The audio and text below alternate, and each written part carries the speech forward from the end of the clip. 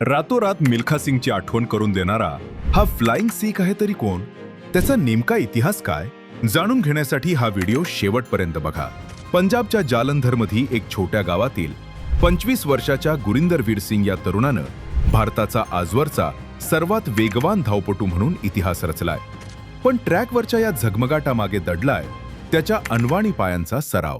जेव्हा घरची परिस्थिती बेताची होती आणि सराव करण्यासाठी 13 किलोमीटर जावं लागायचं म्हणून वडिलांनी 5,000 रुपयांची जुनी स्कूटर हप्त्यावर घेतली होती.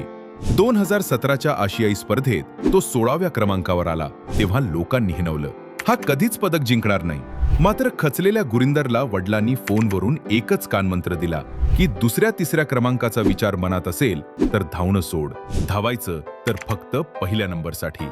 जेथे एकेकाळी रोजच्या आहाराचा खर्च भागवण्यासाठी केवळ 160 रुपये मिळत असत, तेथेच 2022 मध्ये स्पोर्ट्स हॉस्टेलमधील दूषित पाण्यामुळे पोटाचा गंभीर आजार झाला. अवघ्या 8 दिवसात 10 किलो वजन घटलं, पण जिद्दीच्या जोरावर तो पुन्हा ट्रॅकवर उभा राहिला. 23 मे 2026 स्पर्धेत गुरिंदर वीरनं 10.9 सेकंदात नवा राष्ट्रीय विक्रम घडवला. विजय रेषा ओलांडताच त्यानं कॅमेऱ्यासमोर आपल्या बीपच्या पाठीमागचा मेसेज दाखवला, task is not finished eight, I am still standing. आज तो भारतीय नौदलात देशाची सेवा करतोय.